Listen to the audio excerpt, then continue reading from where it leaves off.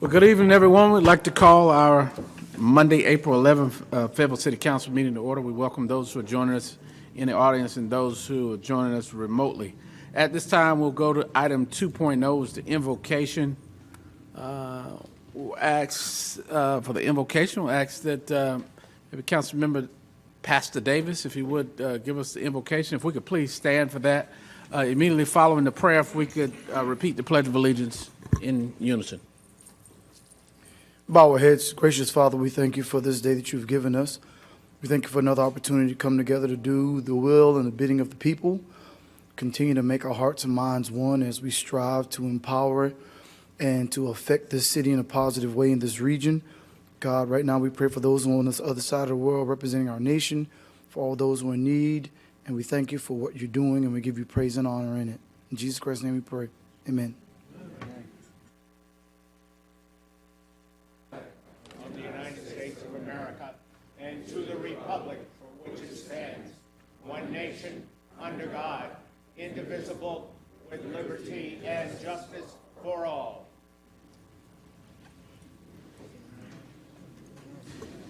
All right, thank you, Councilmember Davis. At this time, as we move to the announcements, the Soar, Strengths in Overcoming Adversity Through Resilience, Ms. Bulmer, and Volunteer Coordinator with Child Advocacy Group. I'll meet you at the podium.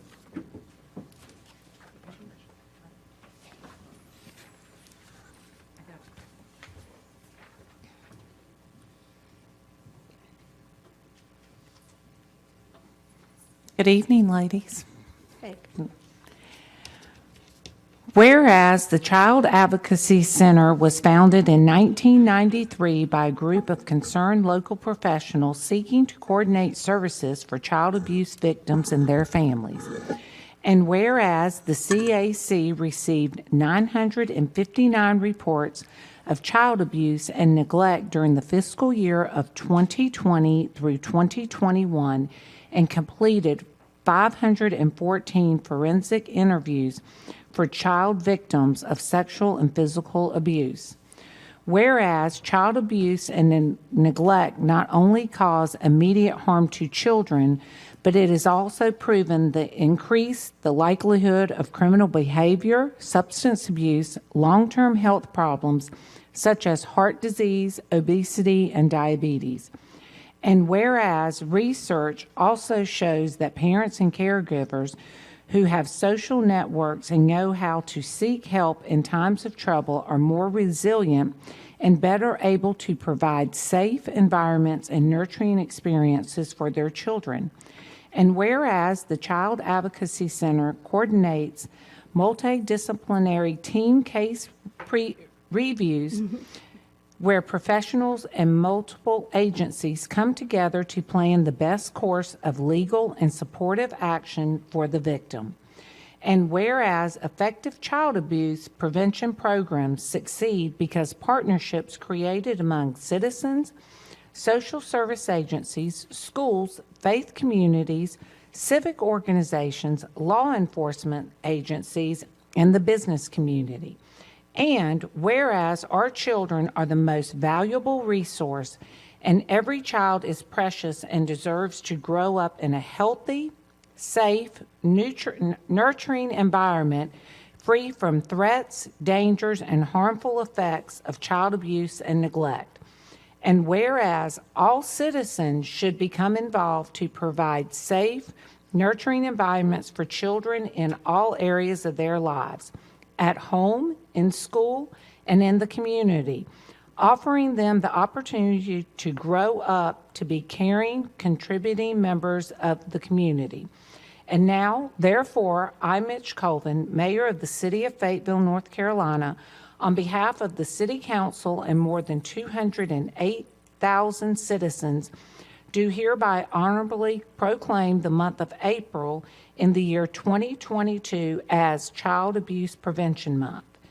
In witness thereof, I hereunto set my hand in the cause of the Great Seal of the City of Fayetteville to be affixed this 8th day of April 2022. Mayor Mitch Colvin. Thank you. Thank you. Thank you.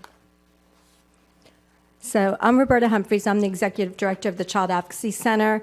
And the Child Advocacy Center and the Partnership for Children were co-founders of a group of a community collaborative called Soar, which Faith Bamer, who's our Prevention Volunteer Coordinator, will update you on the progress of this collaborative effort. The Soar has been meeting for about 10 years, maybe a little bit more, and they are compiled of over 30 agencies in the Cumberland County who provide leadership, education to the community about prevention in the area of child abuse. The coalition is divided into 3 subcommittees, and those committees are Community Engagement, DART, which is the Data and Research Team, and Parent Engagement. So the subcommittee, Community Engagement, they work at promoting and bringing education in the community about what we're doing to develop programs, bring in different curriculums that we can use with professionals as well as parents in looking at how they can better prevent child abuse from happening. We also reach out to media outlets through public service announcements so that we can get the word out in the community. The DART committee, sort of obvious, doing the data and the research, but they're responsible for collecting and organizing, translating, and sharing the data of what SOAR's doing with the community. So they prepare and put that out in a quarterly report to our committee members, and of course it's available to others to see. Finally, the Parent Engagement is our third committee. This one offers a lot of things to the community where they can do some connecting with other parents. One of the things that we have brought to the community is a workshop called Connections Matter, another one called Parent Cafes, and these are times where individuals, even individuals like us in the professional world, can come together and connect and learn about each other and learn that we're not the only one going through this parenting thing and how we can support and encourage each other through that. So just a few things that we have done, some of our accomplishments in the last year or a couple of years. We have brought the documentary Resilience, which talks about ACEs, which is Adverse Childhood Experiences, to our community. Obviously, during COVID, it's not been as productive because of not being able to get out in the community, but we're gearing back up to bring that back to the community. Family Connects is an at-home visiting at-home program with parents who have just had babies. They cover 13, I think it's 13 counties, but Cumberland County is one of those. That's housed out of Partnership for Children. Protective Factors is another training that's provided to the community, and this is where we're bringing these protective factors framework into the life of our work. So it's helping us to break down maybe some thoughts or ideas that we have that help us to see who people are and how we can better help them and help them get through tough times and hardships and that kind of thing. We have several workshops that have been planned. I just held one last week, the 4th through the 6th. We have one planned for May 23rd through the 25th. These are 7 workshops that they go through, so it's full days of doing that. We also have a group that's doing just the introduction for that through Partnership for Children on the Fridays during the month of April. Triple P is another training program for parents on positivity and how to parent. That is housed out of the Cumberland County Health Department, and they are in the works of beginning that program as well as in our community. I mentioned earlier the Parent Cafes. That's a real big hit for a lot of people. We've been doing it virtually some, but we're now trying to get back out into the community where we can. And during the month of March and April that we're currently in, 5 workshops will be held. And just for your information, this is the first time we've come to the City Council and shared about what we're doing, but we felt it was good information for you guys to know and to hear what we're doing through this community collaborative. And like I said, there's like 30 plus agencies that are involved. The CAC and Partnership for Children are kind of the hub, the spear that got it off the ground. So thank you for letting us come tonight. I do have copies, if you want me to give them to you, that you can share. And just so you know, so the reason we do this preventive work is, as was mentioned last year, we had 959 reports of child abuse made to the Child Advocacy Center. That's not all the children, obviously, that may have been abused in our community. So our hopes is through the prevention work, those numbers will start to decline. So thank you very much for your attention and your support. Yeah, thank you so much, and I did have an opportunity to join you all for the lip sync fundraiser. I look a little different tonight, don't I? Oh, yeah, I you was the did. green troll. That's right. All right, Mayor Pro Tem Jensen, then Kinston and Ingram. Thank you, Mr. Mayor. Ms. Humphries, are y'all still selling and the pinwheels to Yes. go out? Absolutely. So, and they are $40 40 for a home kit, which includes the 25 pinwheels and the yard sign. Okay. Or you can get a vase for $15 with 8 pinwheels. Okay, and the $40 comes with the sign, and the ones for 15 comes with. So I am going to call out all the local business owners out there to, I'm going to, what do you call it? I'm going to give them a Challenge? challenge. So I was privy to go to the opening ceremonies of, in March, and I've got mine, and I will tell you, which was very surprising to me, I have probably had 5 to 10 customers thank me for having the pinwheels in front of my store. So I'm putting the challenge out there to small business here in Fayetteville to go out and get your pinwheels, and let's see if we can paint Fayetteville blue, royal blue. And that would be wonderful. They can go on our website, which is cacfaync.org, and order them online, or just come down to the center at 222 Owan Street and purchase them there. So we would love to see more pinwheels out. Thank you. And thank you for coming to our fundraiser on Saturday night. Yeah, thank you. Thank you. All right, Councilmember Kinston. Yes, thank you, Mayor. So I would like to announce that on April the 23rd, we are doing the Fayetteville Beautiful, which is your opportunity to get out in your neighborhood, maybe select an area that you want to concentrate on. You would go to fayetteville.nc.gov. There is a registration that you can complete. If it is in green, it is for the roadways and the parks. And if it is in red, it means it has already been adopted. This is an opportunity for you to get out, be with your friends, your families, sororities, fraternities, but more or less the goal is to clean the city of Fayetteville. We want to make sure that this opportunity does not go by. This is something that you do, that you can actually do weekly.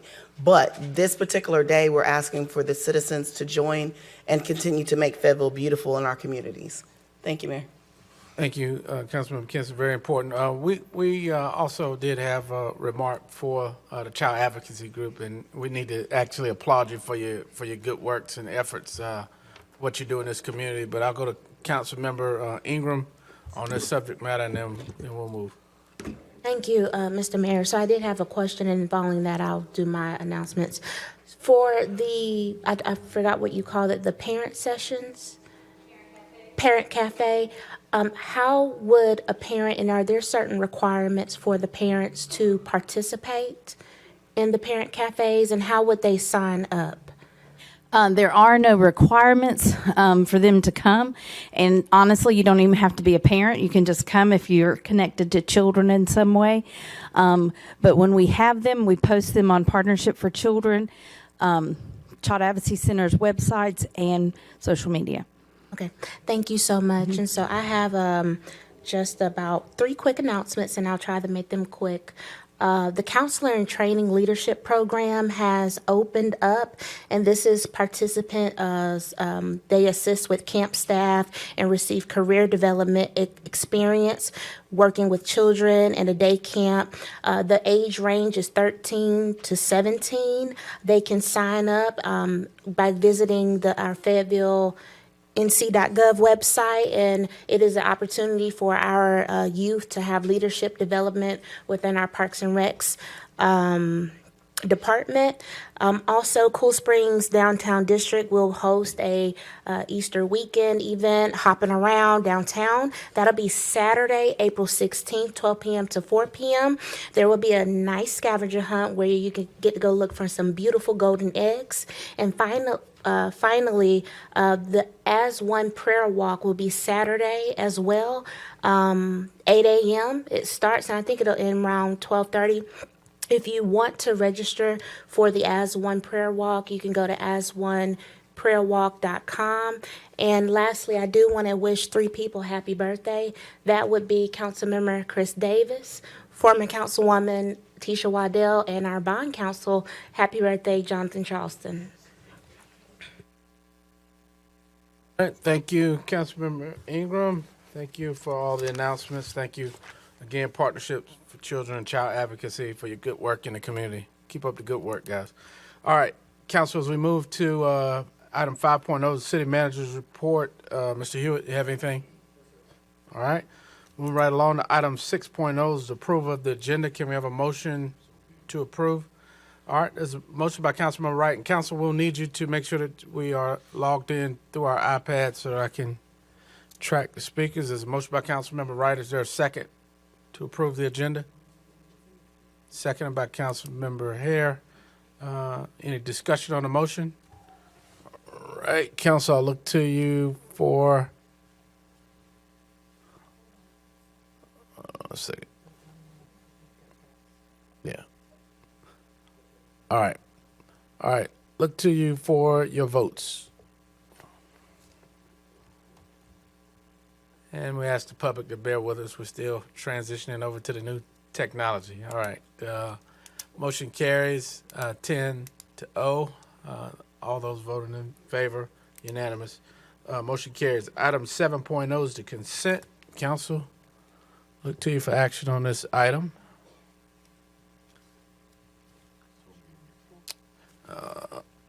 All right. Is a motion by Councilmember Banks McLaughlin? Did you? Yes, Mayor, I did want to pull item 7.05 just to have staff come in and kind of give an overview of what's taking place as far as an incentive. So is that a motion to approve with the exception of Yes. 7.05? Yes. All right. Do I need to withdraw that on here, Mayor, or include that in my motion? Withdraw. Well, it's asking me to withdraw my motion. Okay.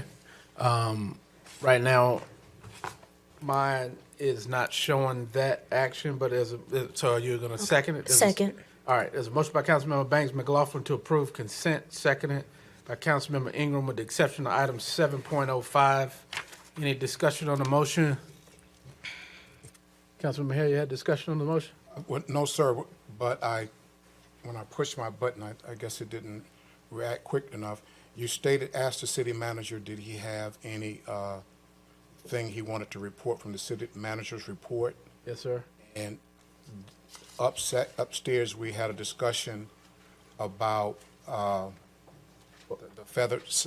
Yeah, we'll Is circle that back for to this that. one? No, sir, not for this. Report, okay. Yeah, so we'll catch that at the administrative report, so. Gotcha. All right, so I have a motion on the floor by Councilmember Banks McLaughlin, seconded by Councilmember Hare. Council, I'll look to you. I'm sorry, Councilmember Ingram. All right. Council, I'll look to you for your votes on the Ingram-McLaughlin motion.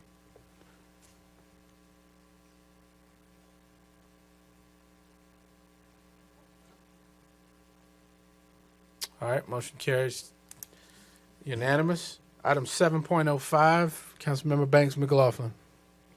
Yes, thank you, Mayor. If we can have, someone come up. I just wanted to have staff kind of do a small little presentation or do a little summarize of what's taking place. I know our Economic and Community Development Department established this great incentive, so I just wanted the citizens to be aware of this incentive for our city employees. Thank you. Mr. Freeman, how are you? Day. Mayor, City Council, Taurus Freeman, Assistant Director, Economic and Community Development.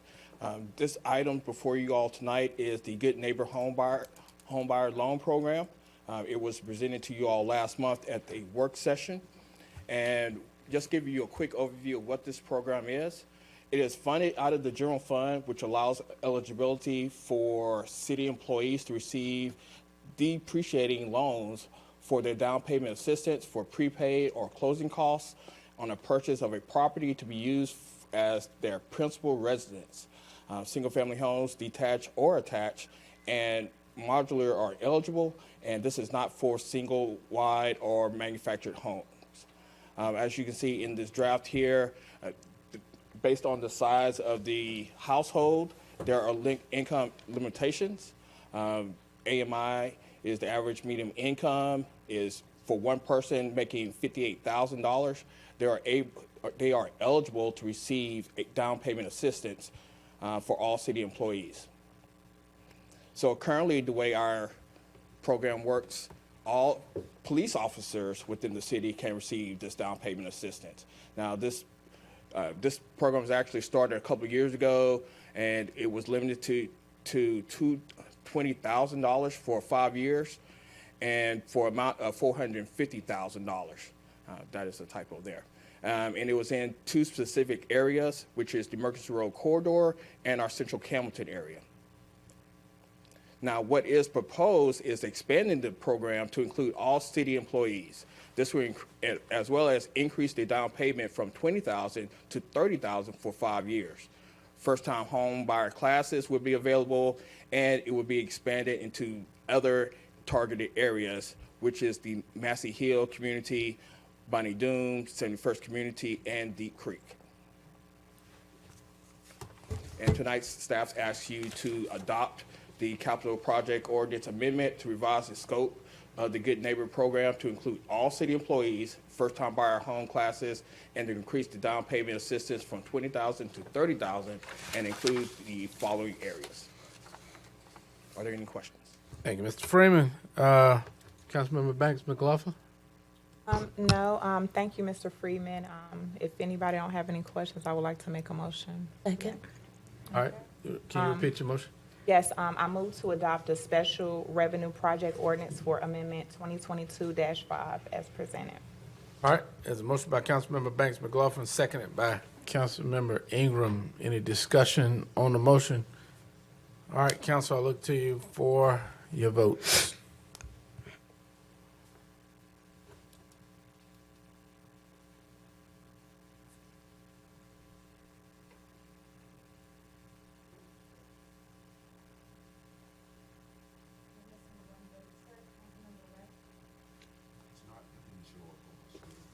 You gotta press.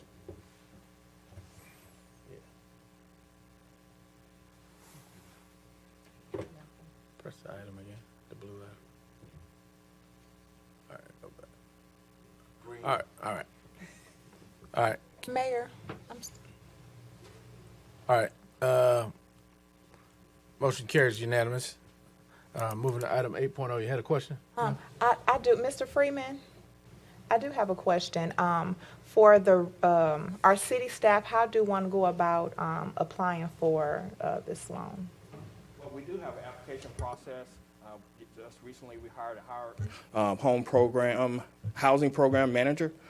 She will be heading up this program for all the employees.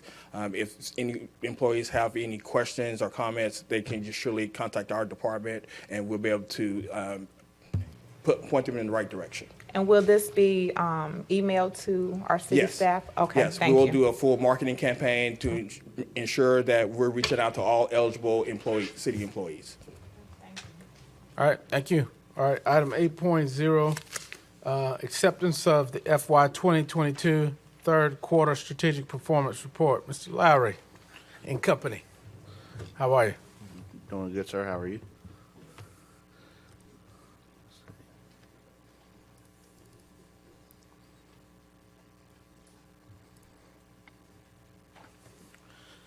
Hey, good evening, Mayor, Mayor Pro Tem, and City Council members.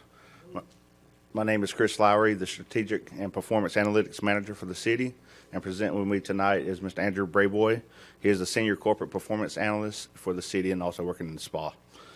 The Strategic Performance Team has worked very diligently with city departments to develop this report, and it is my honor and privilege to brief council and the community on the city's third quarter performance report.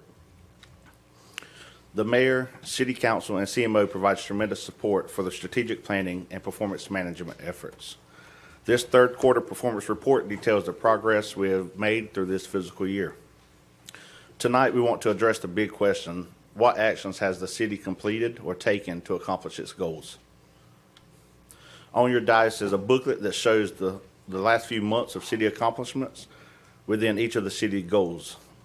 While there are a few successes I feel quite a few successes, I feel confident council and resident will understand the impact that the city's team is having on our community. So far in our current year of FY22, we have had some great accomplishments. Looking at Goal 1, which is safe and secure communities, the Fayetteville Fire Department completed Station 4 design and is currently putting it up for bid for construction. The Fayetteville Police Department has increased the use of new technology to make the department more efficient and transparent while seeing an overall decrease in crime. Looking on to Goal 2, which is our diverse and viable economy, City Council laid out their priorities for the first tranche of the ARPA funding, along with the big announcement of the Amazon facility coming to Fayetteville, which will bring approximately 500 jobs. ECD has been working with the Choice Neighborhood Planning Grant by holding 4 community meetings and 5 community ambassador training to progress Goal 2 along. Moving on to Goal 3, which is our investment in today and tomorrow. We have launched Hub, which provides a new integrated and transformational software solution to improve business practices and workflow processes. Also, Stormwater presented the first tranche, which is approximately $20 million of watershed master plan, and presented another watershed study to council. Now I will hand over the presentation to Mr. Brayboy to cover Goals 4 through Goal 6. Thank you. Goal 4 is our quality of life goal, the desirable place to live, work, and recreate. Parks and Recreation work cooperatively with Cumberland County and the Board of Education to install a splash pad and a new playground at E. Melvin Honeycutt Elementary School Park. The city sponsored also its first ever New Year's celebration for a night of music and entertainment. In the South General Aviation area, the airport was able to establish cooperative agreements with North Carolina DOT and the military, resulting in pavement maintenance project along with other successful infrastructure improvements. The airport terminal renovation for Phase 2 construction at the Fayetteville Airport has been progressing with the installation of 2 TSA X-ray machines, along with many other successes. Now for Goal 5, which highlights being a financially sound city that provides exemplary services. The city has focused on the implementation of many smart city and technological advancements, including the ERP solution, Hub project, and migration to Office 365, which aims to increase productivity and provide new performance and project management tools. We have also been working towards our high performance strategies with 7 quality improvement projects, which are also called Quest, which have been completed, departmental business plans, which align to council's strategic plan, and improvements to the performance stat program.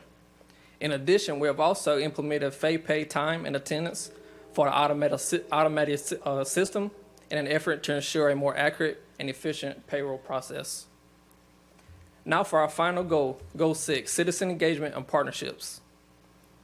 We have also launched the Premier Customer Service Program with the first employee-focused groups, while also moving forward with, we've launched a program with the first initiative focused on the development community's journey with customer and employee-focused groups, while also moving forward with the development process and customer-focused City Hall.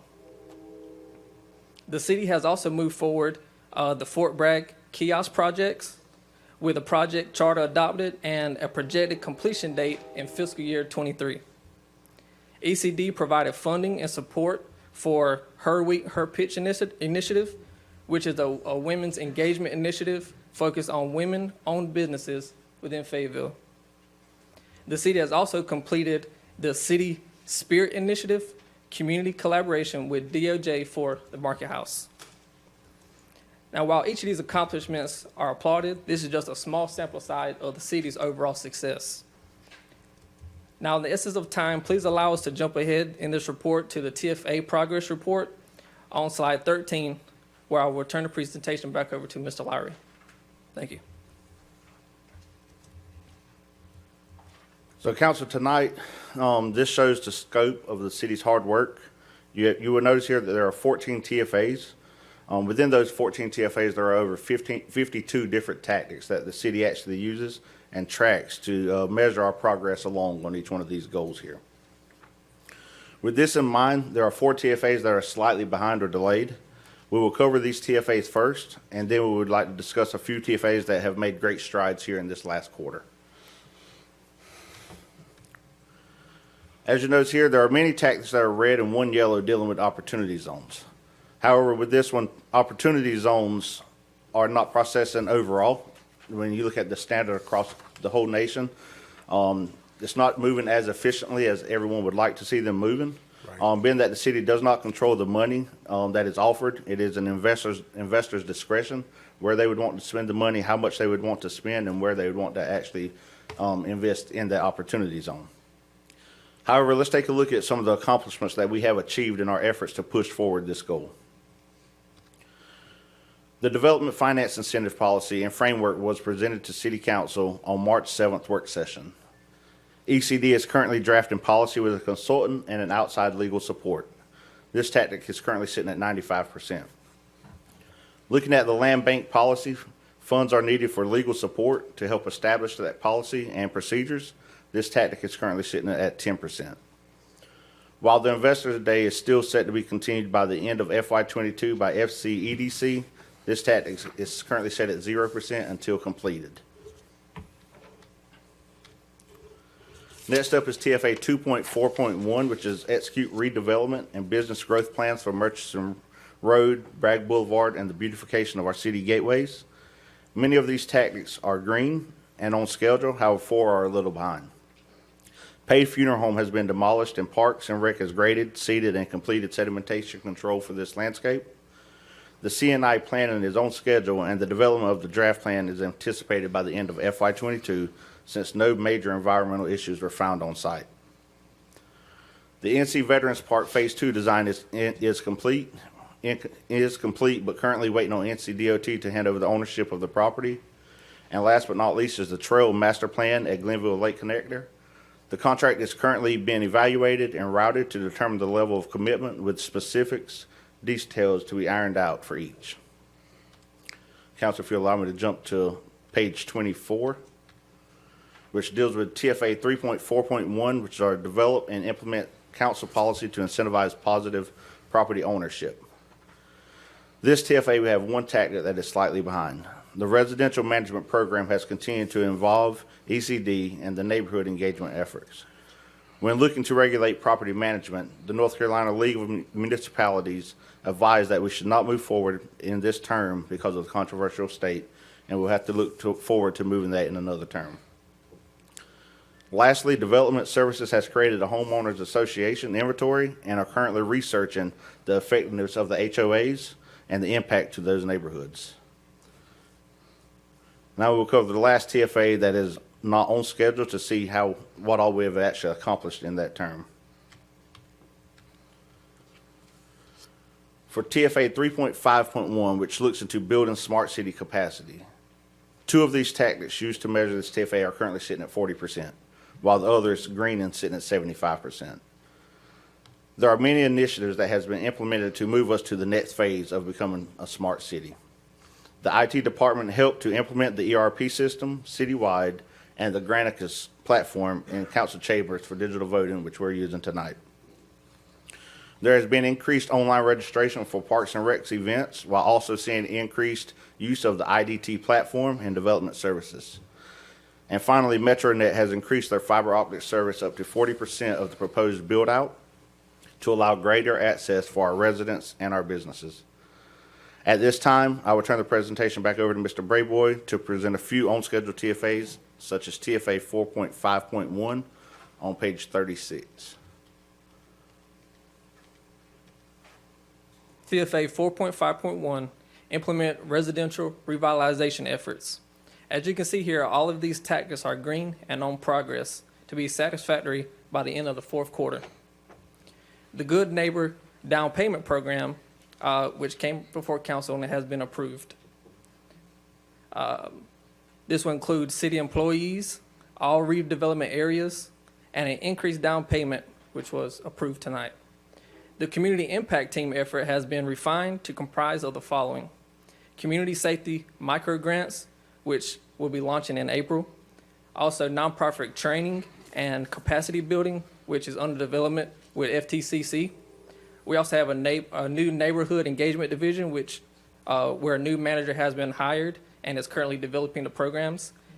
And then also the city has partnered with the Arts Council to depict artistic themes based on community input on 19 little free libraries to be installed in April. Oh, yeah. Council, please now, if you would, jump with me to slide 48.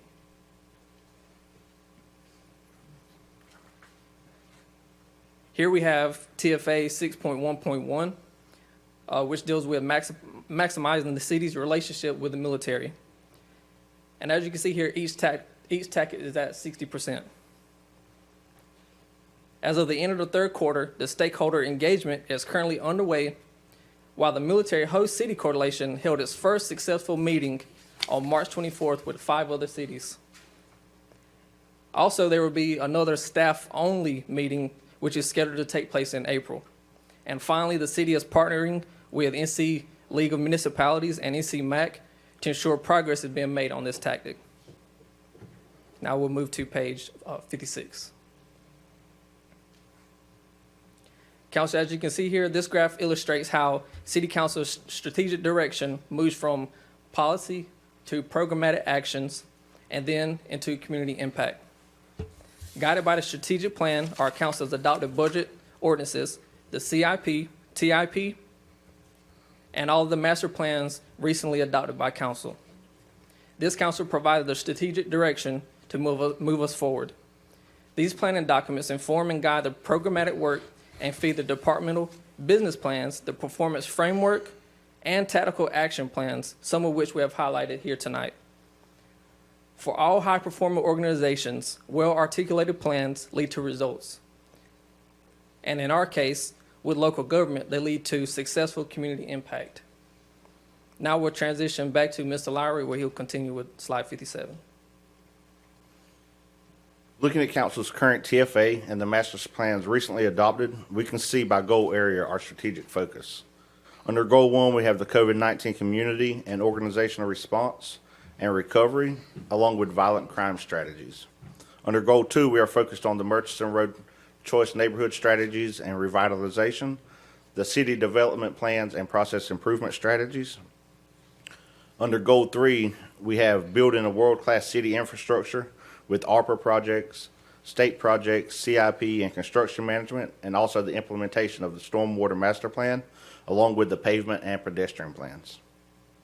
Under Goal 4, we focus on quality of life services, like the implementation of Parks and Rec master plans and bond projects, the Transportation Development Plan in Transit, and the Airport Master Plan, the implementation of affordable housing master plan, the Homeless Day Resource Center, and the implementation of sustainable programs like the Rapid Team, solid waste ordinance, limbs and bulky services improvements, and code enforcement. In Goal 5, we have the technology implementation and change management plan, which includes the launch of our new ERP system, the Microsoft 365, as well as the employee of choice strategy, implementation, and high-performing framework, where we put all of our reports.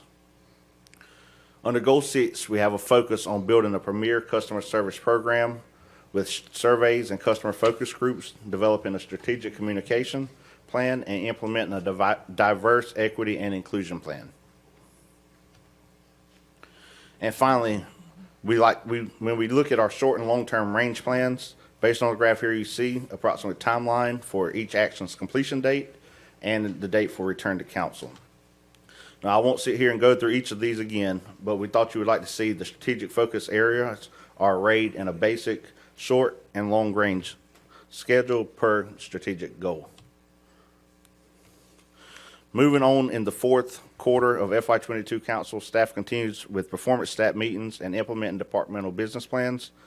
We will bring you the next quarterly update for the TFA action plans at the close of the fourth quarter, which will be our year-end report in August.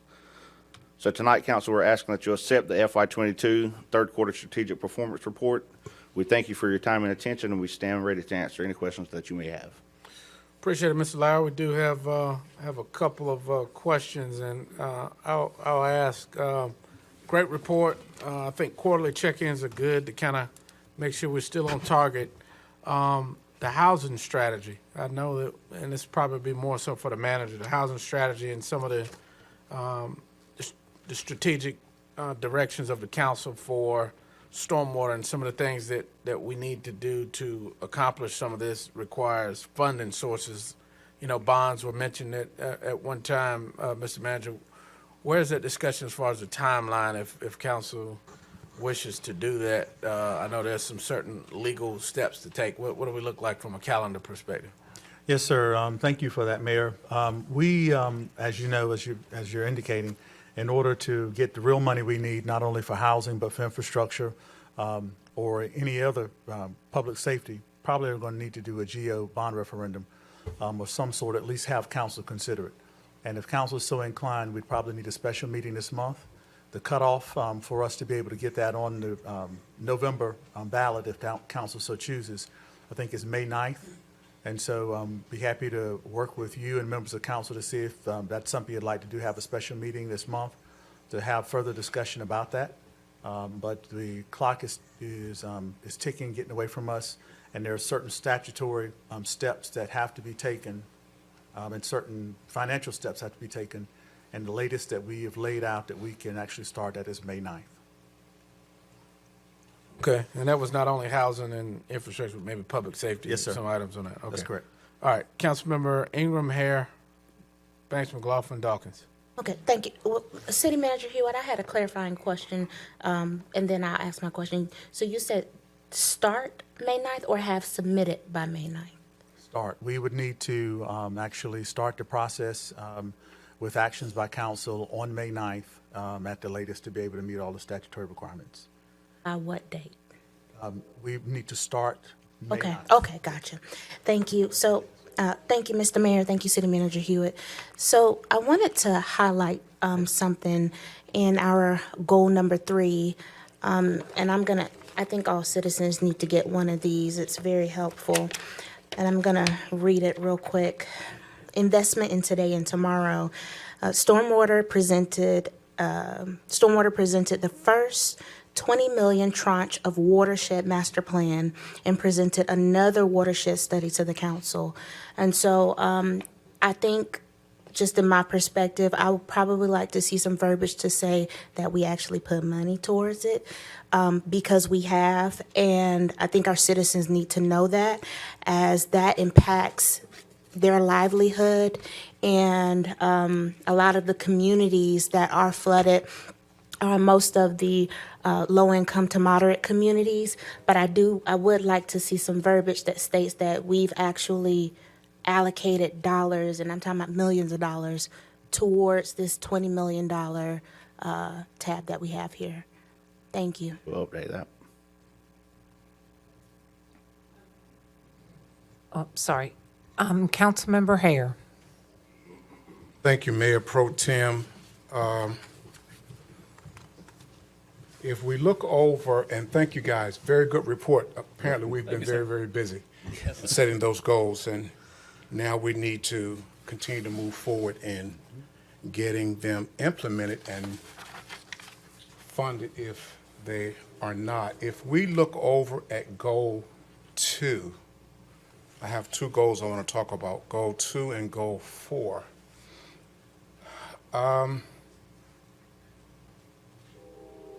In Goal 2, of course, wait a minute. Which one of the goals, I may have went past it, which goal had our Murchison Road corridor in it? Well, the choice. Choice Was maybe it 2? was Then I was Goal correct 2. then. I just passed it. All right. Explain to the citizens about how this works, because I've had some conversations with folk when we met over at the university a few days ago. We had a very, very vibrant, successful Hope 6 project where we applied for, I'm thinking we were over 100 million, and I could be wrong on that amount back in those days, and we were not successful. Then we came back and applied for that Hope 6 project again, and we were successful. Within that project, not only did we get the improved homes, affordable housing, great. It's just a very, very beautiful project. But also, the corridor, for example, of Old Wilmington Road completely changed. I grew up going over there quite often as a child growing up. Very, very beautiful. Explain our next step for applying, and I see our director coming up, exactly how that works, because even like the Hope 6 project, there were other municipalities that were applying for the same type of funding. And the same thing with this type of funding, okay? And it does work because it has worked in Fayetteville, North Carolina. Explain what the second phase of that project is and how it works, just for some citizens that may be listening, please. Yes, sir, no problem. Evening, council, mayor. Chris Colley, Economic Community Development Director. So I think starting with Hope 6 is a really good explanation. I rode through Old Wilmington Road a couple years after you in my youth, and it is a transformative project that happened there. Some of the things that, as Hope 6 kind of evolved into choice neighborhoods that HUD kind of looked at was, how do we really invest in economic development and multiple price point housing, not just affordable or publicly subsidized? And how do we invest in the neighborhood and the outcomes of the folks who live there? And so that's really what choice is about. I cannot underscore enough how competitive the next step of the process is. They award 3, maybe 4 a year across the country. I think we have a strong opportunity here. The Housing Authority and the city have shown that we can work together and make positive influence through Hope 6 and then through the choice planning effort. However, that's not required. This council, along with our state delegation, have already shown tremendous investment in our choice neighborhood. And we're going to see more of that coming, because what choice is about this community investing in an area. And we've seen that through nonprofits who have applied for grants to serve this area. We've helped several different community organizations come together to build community gardens with no funding from the city. We've helped to author healthy healthy food initiatives with like 4C, the Carolina Community Collaborative Care. We've also put in real investment with a senior center. DOT is looking at significant investment of Murchison Road from 295 down to, towards about where the residential area starts. Yes. We also have programs already in the city that council has put in place, like our emergency repair and rehab programs that can be applied in the area. Yeah.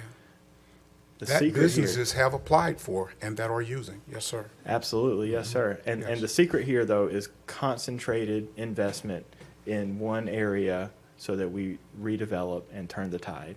And then we move to the next one. And I think that's the secret of what we're seeing here, and the investment that we have on top of the American Rescue Plan funds that council has directed our team to start putting towards affordable housing. We can see some real movement here with or without a competitive grant. However, we are very competitive in that competitive grant. We want the grant. I mean, it is, there's only 3 or 4 a year, but Fayetteville and the Murchison Road community are competitive. Yeah. So I hope that answers. Yeah. Thanks, Chris. And Yes, we do want the grant, even though we are doing a number of great things to help the community and our business owners in the corridor. Let's look at goal 4. In goal 4, you mentioned the master park plan, and I don't know if I'm getting in the weeds, as my counterpart to my left loves to use that phrase, but we brought to the table, and I think with the support, the second of Councilwoman Ingram, we brought to the requested that, and I must remember if I'm getting the name correct, I haven't said it, the Murchison Road access to Masoret Park. I don't know if you guys, if that's getting too much into the weeds, but I did bring that, I think, along with her second and the full consensus of council for that to be added to the master park plan. I did not see that unless I was going too fast, and I'm seeing you're trying to get there, so I didn't see it on my screen. But council approved to add that particular item to the parks plan, okay? Now, my question is, I know it's there because council gave the direction for it to be there. What is our next steps, if that's something that can be answered tonight, for funding? Because I know it's probably one of the last things we're bringing up now. What's our next steps for funding for that? Because that is a reality concern for those communities on that side of the park or that side of Glenville. Councilmember here, if I can, I'll ask Adam Lindsay to come forward and give some information on that. Thank you. Thank you, sir. Great question. I think to get to what you're looking for, we are going to be tracking that as part of the Parks and Recreation scorecard, which is a different presentation that's Okay. coming back to you in May. Okay. So you will get an update. That'll be one of the slides in there. Okay. Where we are with that is there needs to be some design before we can get to some Right, costs. right, So right. that's where that process is. Obviously, there's some partnerships involved in that, but we'll be able to answer a lot of those questions at the Okay, report okay. card. Thank you. I just wanted to make sure that it's still, even though I know we gave the direction, I went to where the opening is going to be, so I kind of walked through there a few days ago. But Mr. thank you, Hare? Mayor. And Mr. Hare? Yes. You are correct. Council did take action on February 14th.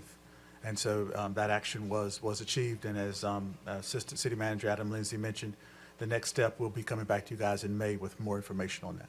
Okay. Thank you, Mayor. Thank you, Council. Yes, sir. And we also just, excuse me All right. on this one, the Glenville Lake Connector here on slide 18, we actually added that in. I know I'd put it in here, I just had to find it. Glenville Lake Connector, so that's the name that we had put on it instead of putting an access trail.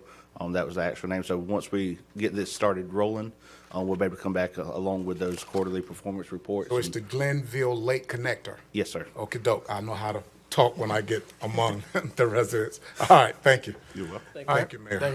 Thank you, Councilmember Hare. Councilmember Banks McLaughlin. Yes, thank you, Mayor. I'm make it real quick. Can you just discuss briefly about our goal one as it relates to the safe and secure community investment? If you can just talk a little bit, some of the initiative council have put forth. And then also, too, just for the viewer and listening audience, that information is on our website. Is that not correct?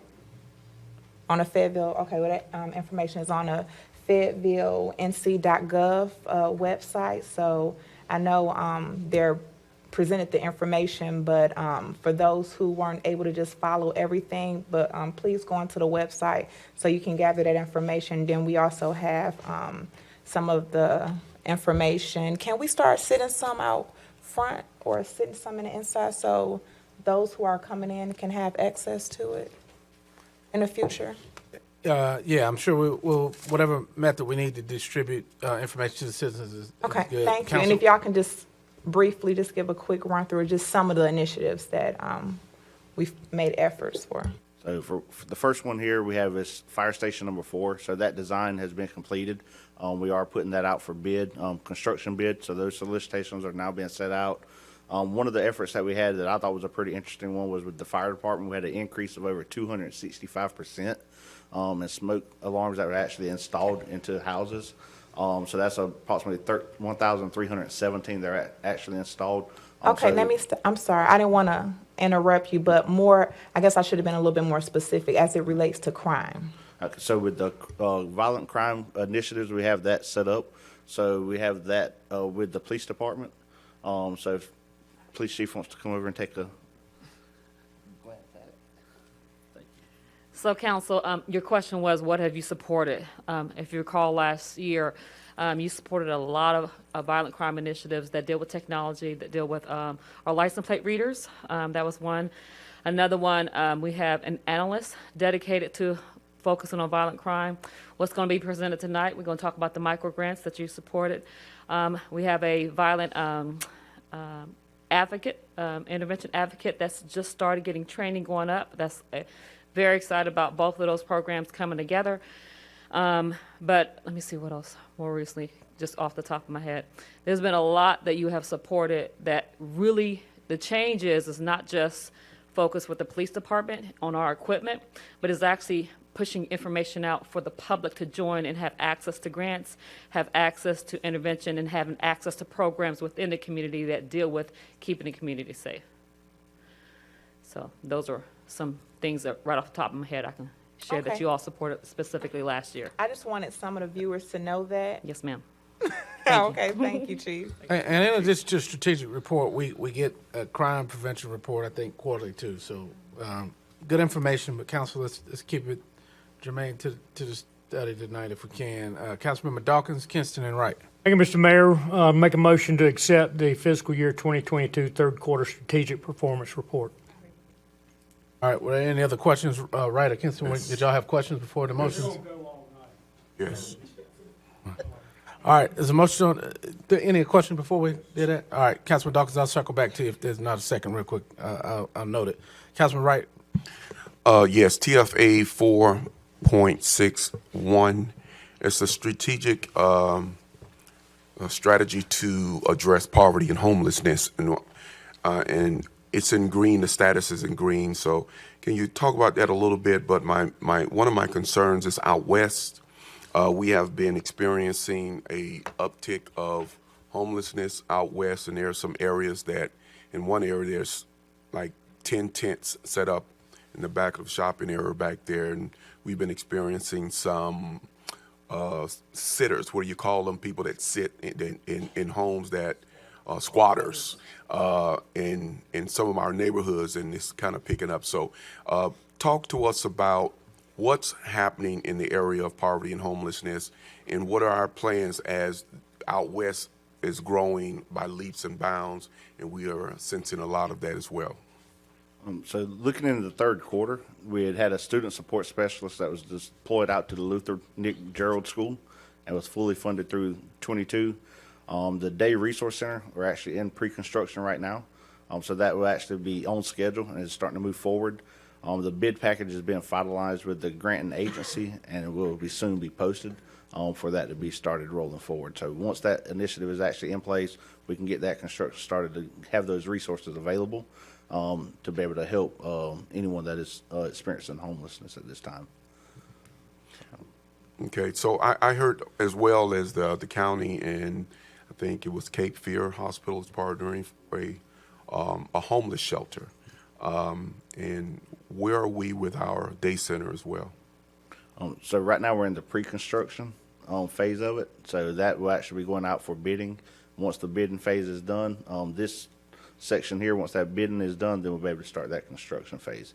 But first we have to put it out to bid for people to be able to come in and put their services on there. Okay, and my last question was just a follow-up of out west. What are some of the things that we can do to begin to kind of go out and assist in police to find out how bad the problem really is out there, and what we can do as a city partnering with the county and what they're doing as well? And we're doing some of that, but I don't hear anybody talking about what's going on out west. It's basically focused in the downtown area. I would have to come back to that question. I will reach back out to the executive team and get some information. I can follow back up with you on that for a definitive answer. Please do. Thank you. All right. Councilmember Kinston, did you have a question? Actually, yes, sir. All right. Thank you, Mayor. So I want to talk about G6, which is the Premier Customer Service Program, because communication is the key. Can you give us just some information on that? Because when our residents call in, it's customer service that we're giving them. So what items or what's being done to enhance our customer service? So first off, we'll be looking at development services. So we looked at that process from start to end. and finding any ways that we can actually improve that process or make it more customer friendly, and making the access a lot more easier for customers to come in and help that process along. So we actually sat down with customers and employees, both in separate segments. We received some feedback from our citizens, and we took feedback from our employees, and we're bringing that program to have a new customer focused and citizen focused center that we can have on the first floor here. So when citizens come in, they would actually have that red carpet service, that first class service. We're also going to be doing customer surveys. So anyone that has actually had an interaction with someone, either in fire, police, even if it's been development services, any of our outward-facing services, we'll actually be sending out surveys with that. I want to be able to get that feedback to see where we can improve on what we're doing great at, and just trying to increase our customer service across the citywide. So. Thank you. Thank you, Mayor, because as I indicated, anytime that we can streamline for customer service, it does make for a better experience. So I appreciate that. Thank you, Mayor. Yes, ma'am. Thank you. All right, Councilman Banks McLaughlin. Okay. All right. So we had Councilman Dawkins. Second. All right. She's So already repeat your seconded it, All Mr. right. Mayor. All right. Well, repeat your motion for me, sir. Motion to accept the fiscal year 2022 third quarter strategic performance report. All right, there's a motion by Councilmember Dawkins to accept. It was seconded by Councilmember Ingram to accept the report as presented. Discussion phase, only thing I wanted to say about that was specific dates to what was asked about the day center. It was April 30th, the pre-construction or the bids would end. How long do you anticipate construction? The general public kind of needs time frame. We've been talking about this for a while. So I know the pre-bid ends. This may be a Mr. Cawley question, but when do we anticipate hammers and nails swinging and ribbon cuttings? Yes, sir. So we'll be putting the bid out probably in the next week. And so then we'll have about a 45-day bid for construction. It'll come back to council at that time. We will then put it out. 12 months is probably on the high end of how long it's going to take. So we're still targeting spring of 2023 to open the center. Okay. In the meantime, in the between time, we're going to be working to find an operator and develop that relationship and the community partnerships that's going to take to run it. Okay. All right.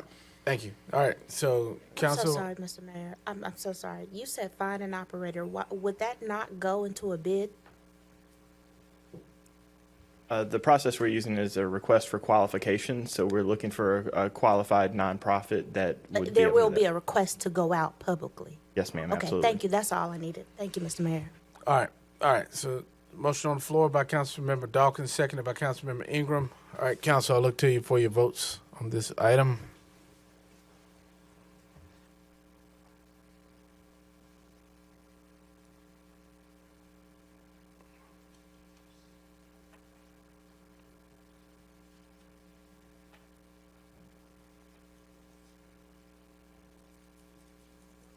You gotta jump. Yep. Jump.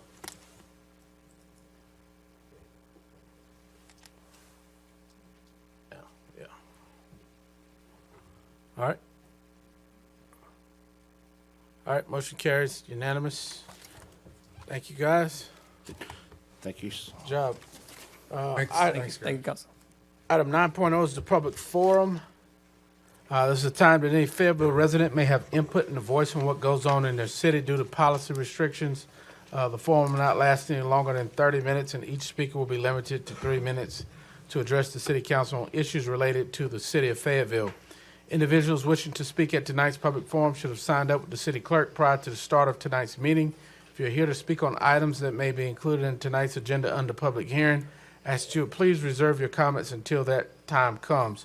So when your name is called by the city clerk, I ask that you please come to the podium, clearly state your name and address for the record. Then when you see the light located on the podium change from green to yellow, means you have 30 seconds left to speak.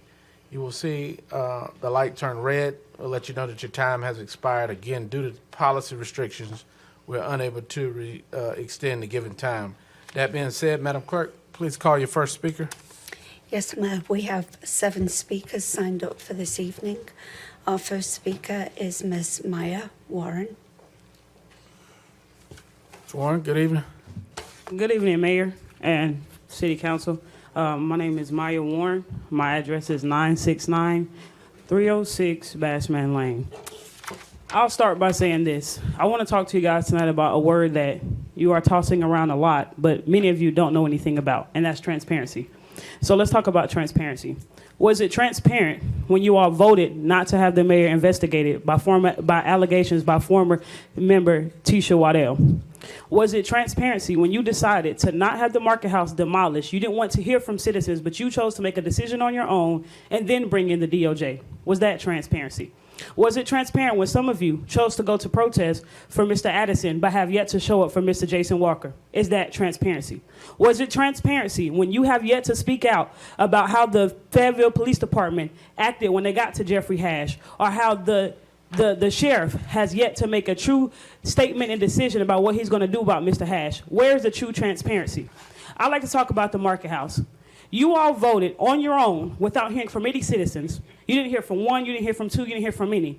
You all made a decision to not have the market house demolished and to not move it, but on your own to repurpose it. Now you're asking for citizen input, but you don't want to hear from your community. You want to hear from a muzzled community. And what I mean by that is, right there in District 7, there are some people that want it torn down, but you don't want to hear from them. You want to talk to their neighbor that want to talk about repurposing it. So how can you say that you want to come back and hear from your community, but you don't want to hear from all? Does that sound transparent to you? I had an interview with Mr. Larry Wright just this past week, and he said that on air that the claims brought up by former councilwoman Ms. Waddell were baseless, that they were not true. But how can that be said when a formal investigation has not been done? If the city council is going to approach these issues and have true transparency, I would like for you all to get on one accord. Some of you care about your community, others do not. You care about a paycheck. If it wasn't for Ms. Courtney making the motion to start over at ground zero, would any of you have made that motion? Would any of you have said, yes, I want to hear from my entire community? Anyone? I don't think so, because it wasn't done. Time after time again, the women on this council have carried the council on their back. They have said that they want to hear from the community, but the rest of you have not. When is the last time that you truly said, we want to hear from the community? You're willing to spend all these monies on different celebrations, but you wouldn't spend the money on surveys to truly hear how your community feels about the market house. So I challenge you to stand up and truly do what's best and hear from your community. If you can't do that, then it's time for you to go. Thank you, and I appreciate your time. Thank you, Ms. Warren. Madam Clerk.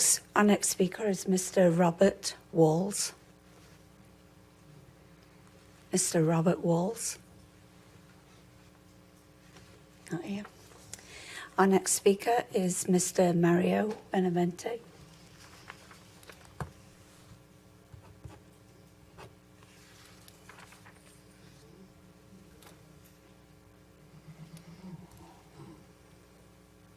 Good evening, sir. Good evening.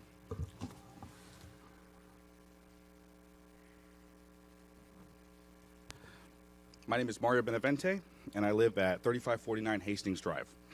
I'm here to call upon every member of the City Council to take legislative action in obtaining justice for Jason Walker.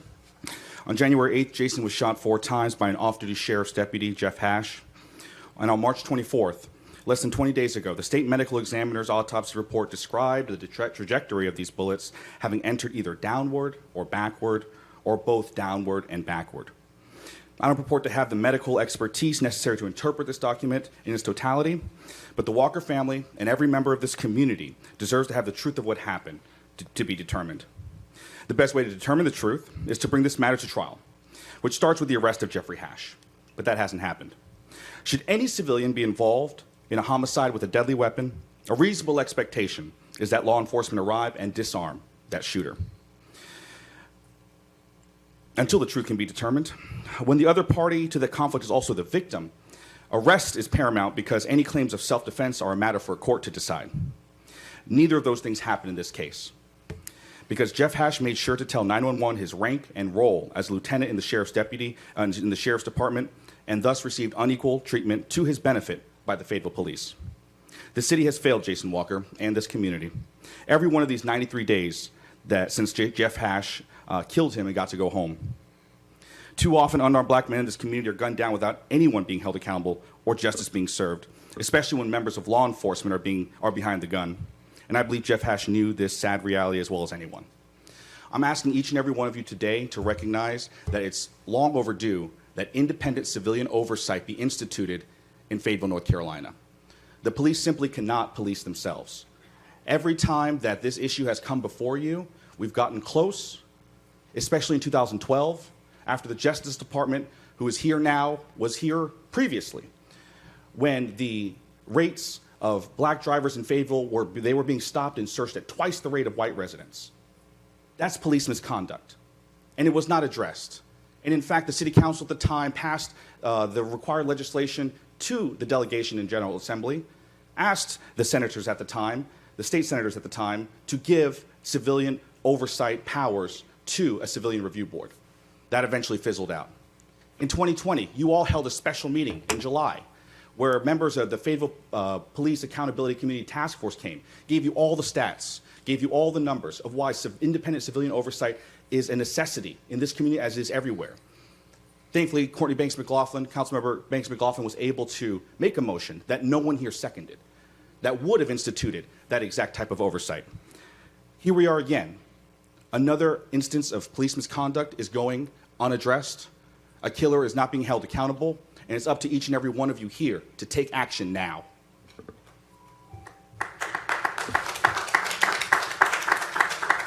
Thank you, sir. Madam Clerk. Our next speaker is Mr. Kevin Carter.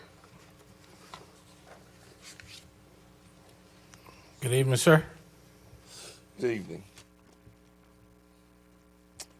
My name is Kevin Carter, resident of 505 Link Street, Fayetteville, North Carolina, 28310. And I am here tonight to speak in favor of the city and county to build an indoor aquatic center facility. I saw a recent city council work session that the aquatic center has been identified as a significant unfunded request by a large percentage of our city residents. And my wife and I have an 11-year-old daughter that loves swimming, and we have met quite a few, many parents and other children that enjoy swimming. And due to the summer months, it's cut short. And this will bring not just new jobs year-round, this will bring in swimming teams, swim meets, and other journalists. We have proven that every summer our pools are at capacity. So if you build us, we will swim. I'm respectfully asking the City Council, make this a funded priority.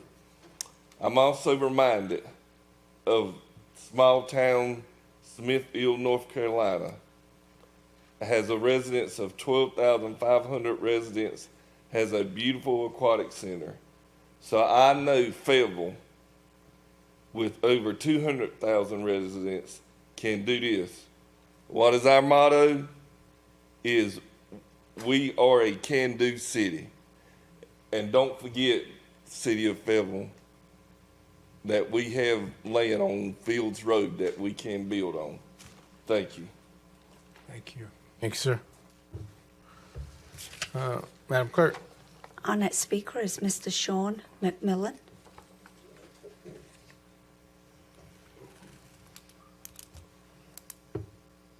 Good evening, sir. Sean McMillan, 6024 Golden Range Drive. Say his name, Jason Walker. Say his name, Jason Walker. Justice too long delayed is justice denied. Jason Walker was an unarmed black man killed off Bingham Road in Fayetteville, North Carolina on January 8th. He was a beloved father, son, brother, friend, and co-worker, and a graduate of 71st High School. He is loved and respected throughout Deep Creek neighborhood and beyond.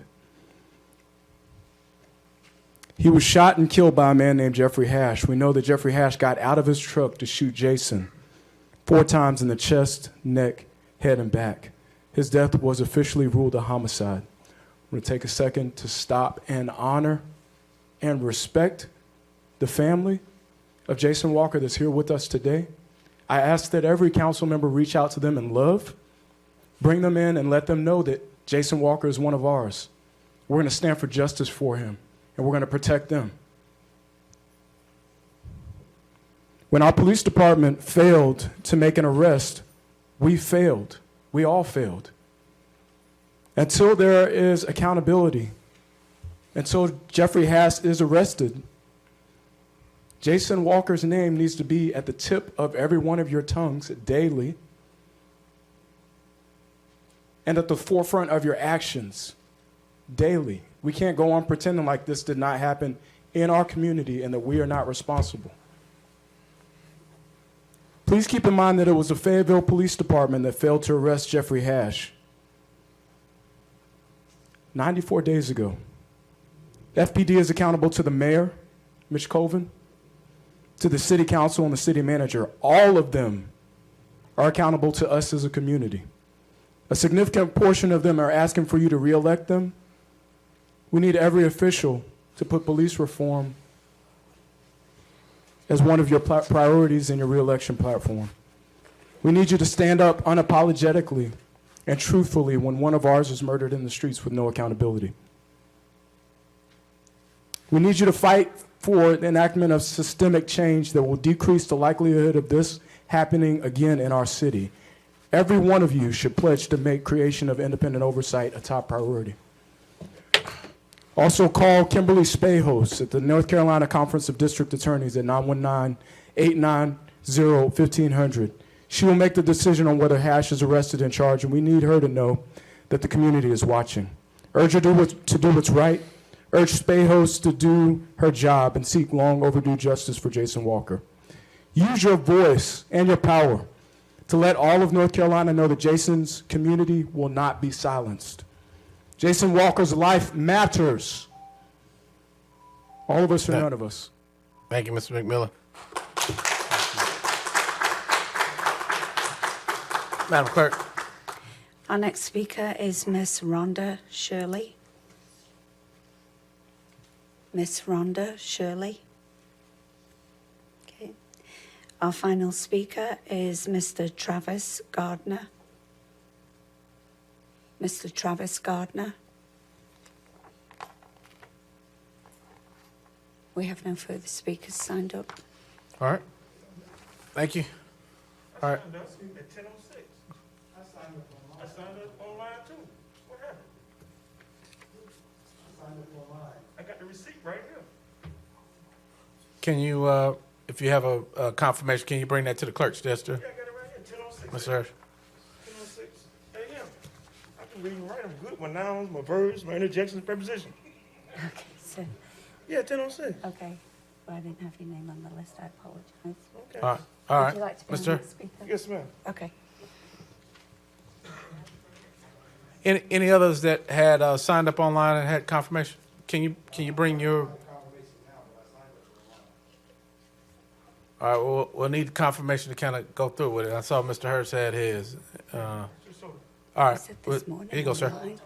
Oh, Yeah, if you find it before we close the public forum, we'd certainly honor that. Okay.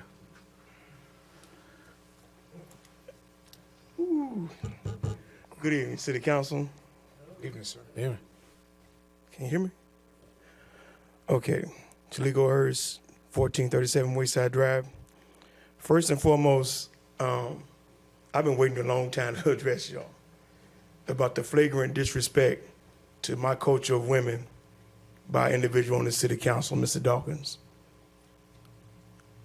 We all, as black men, not African American men, black men, are upset at your tone and your flagrant disrespect towards Ms. Kinston, Ms. Banks, and any other woman of color.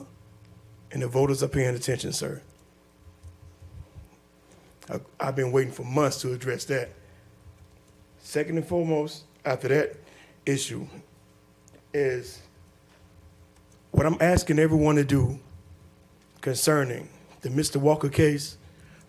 Like I told the county commissioners, I want you to tune out what the police department says, what any other so-called witnesses said. I want you to just use your eyes. I want you to look at that man's body, then I want you to look at his feet. Look at his body and his feet. He has no shoes on his feet. What does that mean to the average eye? That means he was struck. Now, there may be a possible little 3% way you can look at it while his shoes not on his feet.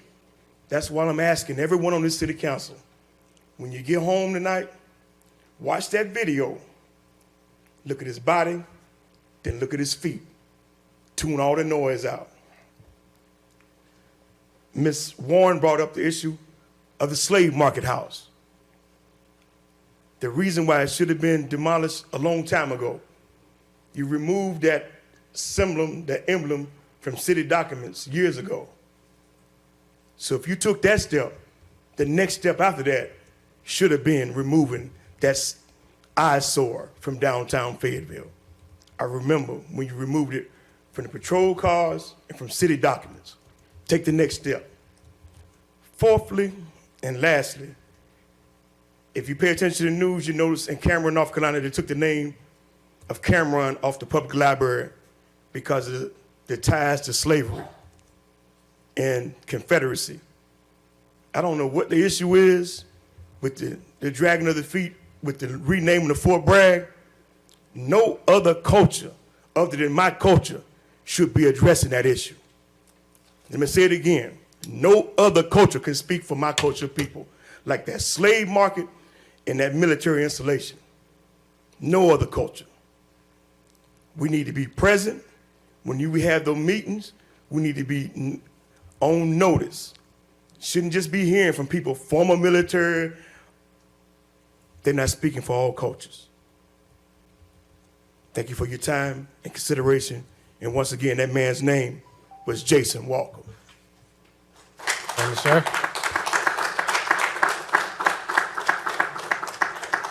Thank you, Mr. Herbst. Did you find it, Mr. Coleman? Oh. All right. Jennifer found it? Okay. Mr. Coleman, come on, sir. I think she found it. And we need to clear up whatever's going on with it. All right. Yes, I did it. Yeah, we got you. That's why I was sitting on here all this time. Good evening. My name is Nero B. Coleman. I live at 352-5 Bubble Creek Court, Fayetteville, North Carolina. Sir, can you move the mic closer to your, thank you. My name is Nero B. Coleman. I live at 352-5 Bubble Creek Court, Fayetteville, North Carolina. Most of you, if not all, know of me.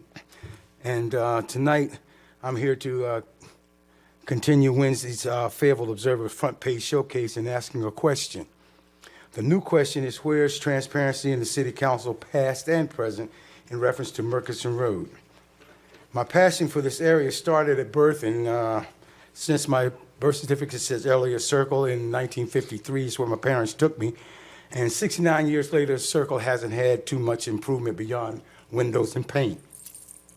We all know that new development hasn't been done in Murchison Road in the decades. I'm here to, relax.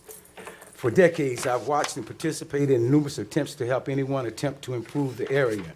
One attempt I was reminded last Tuesday night at Fayetteville State, some 20 years ago, with architect Manning. He and I had flashbacks of the projects where we had been asked by the city to design plans to start on the corner of Jasper and Murchison Road and expand outward and up the Murchison Road, only to become poppycock. Now I'm here to see poppycock everywhere. We have been led to believe that the Murchison Road choice was in stone, only to find out we're attempting to compete with 11 other cities. I'm with Chris and the crew, and I pray that they win, but what if it doesn't?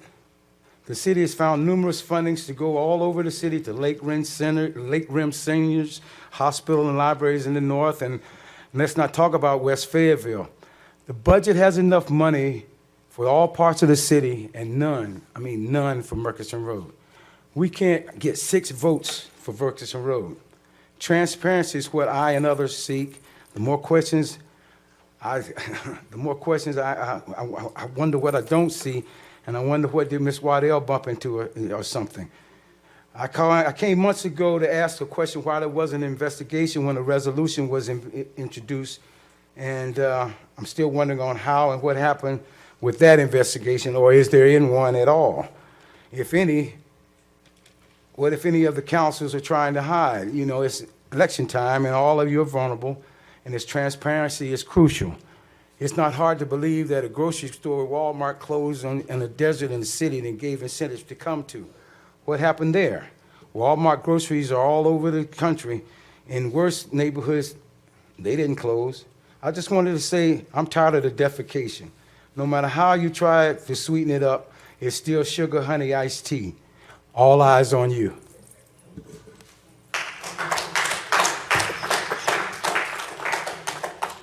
Thank you, Mr. Coleman. Madam Clerk? Mayor, I don't have any further speakers All right. listed. Moving forward to, Mayor, excuse me. Sir, did you sign up online?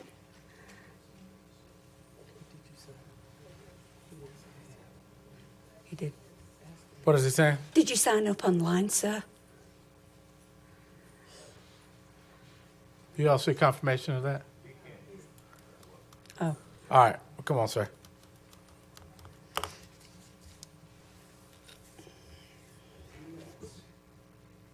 Good evening, Mr. Mayor. Good evening, sir. Allow me to pass these out. No, you have to give it to the clerk. Yes, sir. Clerk. Plus one to the mayor, please. Yeah, we'll pass them around. My name is Judson W. Crawford. I live at 1425 Snowy Egret Drive,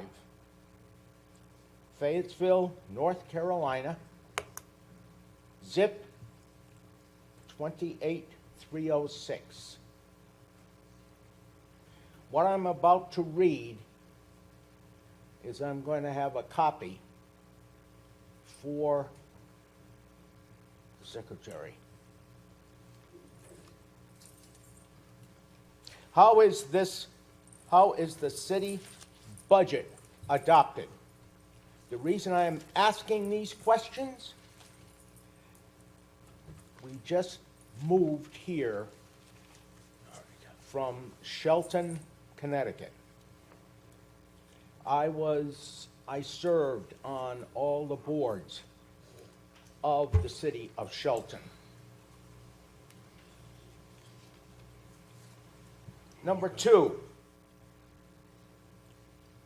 I have the mayor's name. Who is the finance director? Who is the assessor? 3, how many serve on the board of A&T? 4, I can see how many serve on this board here. Back in Shelton, it was known as the Board of Aldermen, not the council.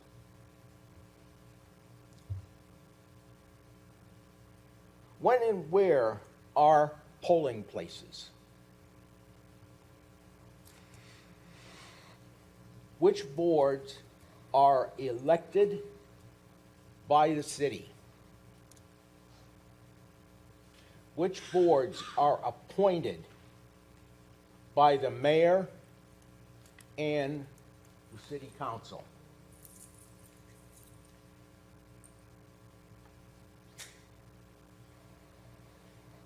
I have this. How many serve on the finance committee?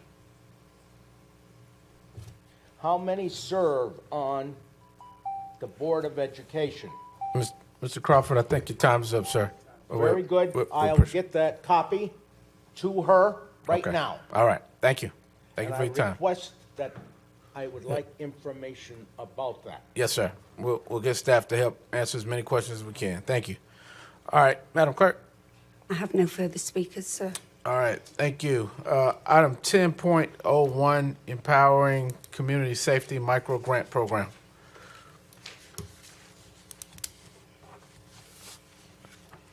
And Mr. Colley, as you come, just for the listening audience, it is, a lot of things in the public comment section may seem inquisitive or for questions or responses, but it is a council policy not to engage. This is a time for community members to speak in a respectful way, to say their piece. And so our response is not a ignoring of the situation, but basically following the protocols that are established to allow the citizens at that time to speak about things that concern them. So thank you for those who signed up to speak. Mr. Mayor. Mr. Cobb. Just for clarity, could you, just so people understand what you're asking, can you have the attorney state what our actual law is, just so people understand? At another time. Okay, Yes, ma'am. thank you. All right, Mr. Collins. Good evening, Council and Mayor. Chris Colley, Economic Community Development Director, and I'm also joined by Chief of Police Gina Hawkins. We're going to start a little bit with the background of this micro grant effort that we have. So actually, I'd like to invite the Chief to cover this because this is her background here. So as I mentioned last year when we started noticing the rise in violence and violent crime and trying to figure out strategies outside of what law enforcement can do, getting technology, getting equipment, manpower. We started looking outside the box, looking across the nation. Specifically, Charlotte had ideas of not just community involvement, violence intervention, but they had micro-grant program as well. So we did a little research, and then we wanted to figure out how we could bring it here to Fayetteville, and specifically for our community. We have a lot of people who are already doing amazing things in the community, getting youth involved, focusing on young adults that don't have anything to do.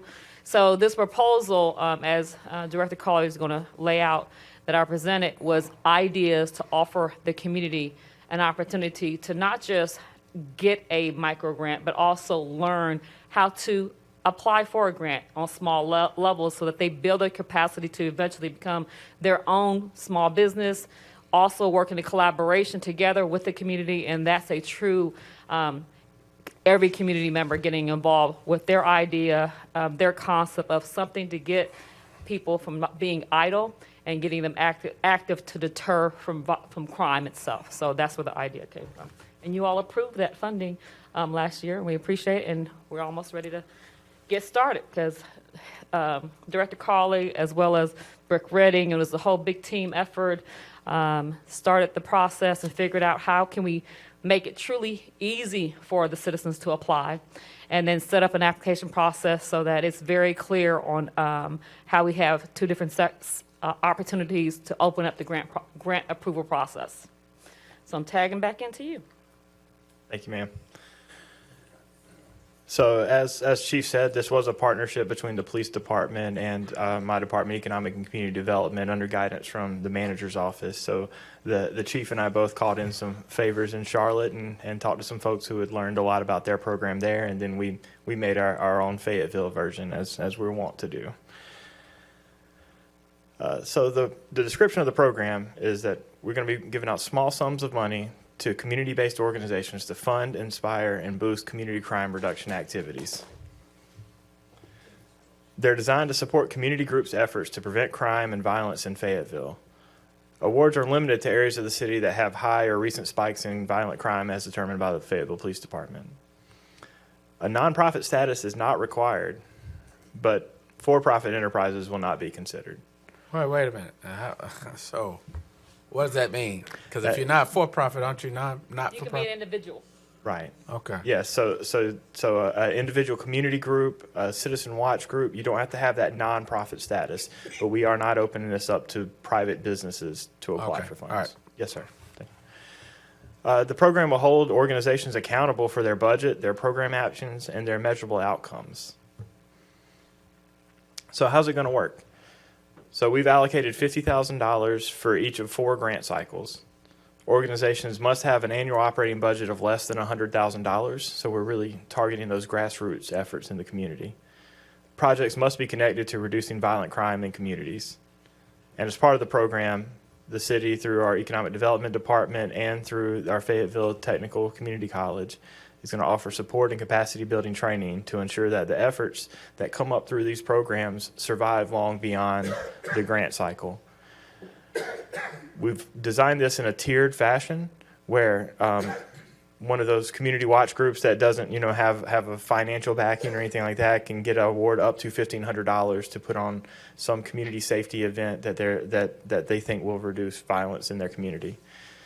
If they're successful through that first tier, they can apply up to $2,500.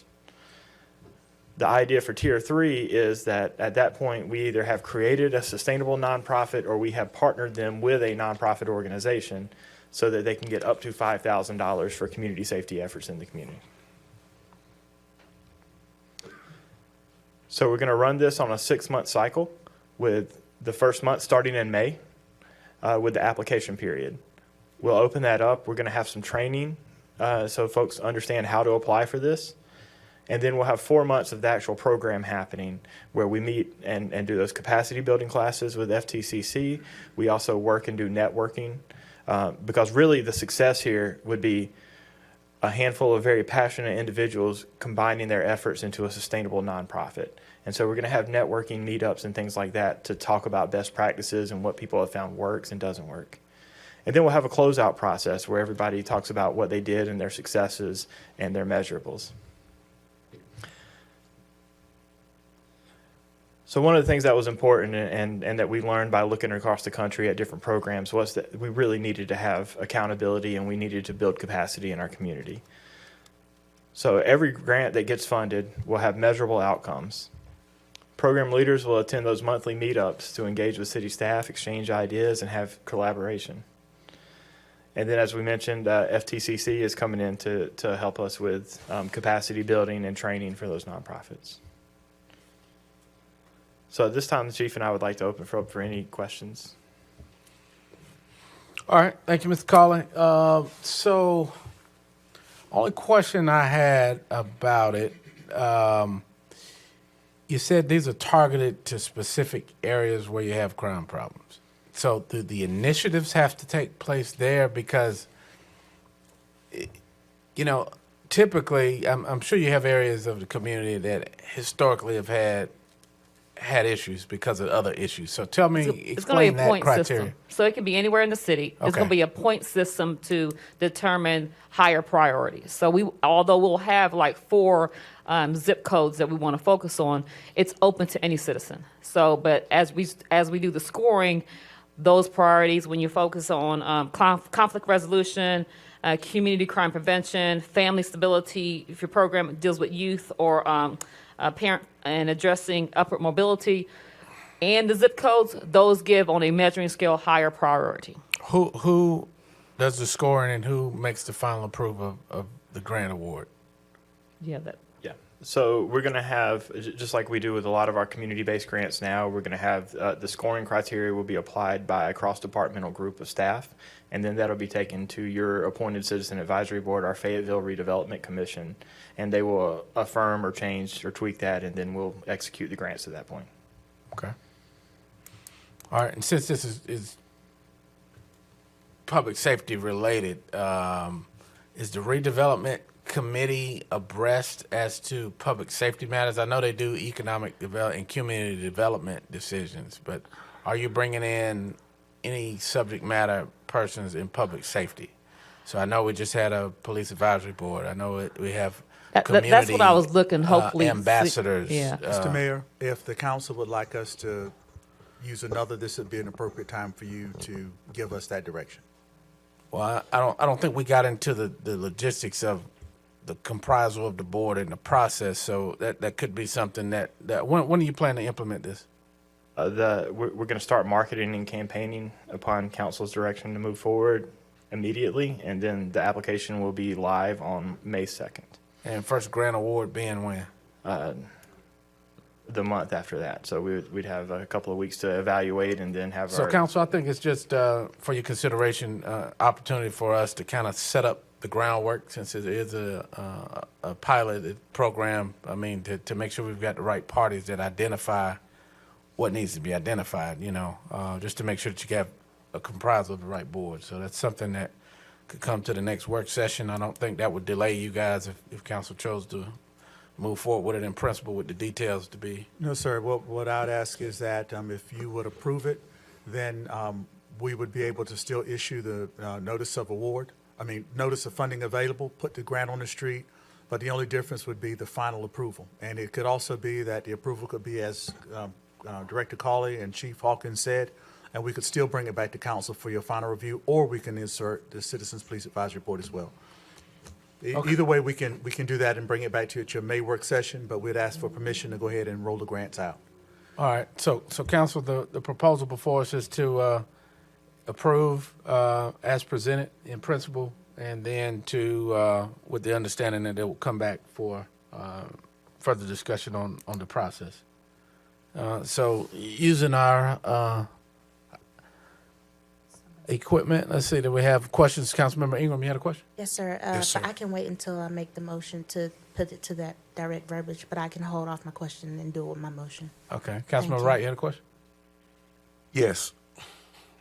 And so it looked like we still have some work and some development to do in the sense of the ideologies of what we're trying to achieve in this. Because what I'm looking at is when we talk about training and de-escalation, and when you mentioned conflict resolution, de-escalation, it kind of can be the same thing. So you're looking at civilians and or people in the public to be involved in a community type of structure where they're learning about conflict resolution within themselves. No, sir. Or what are we trying to get at here? So it is the community.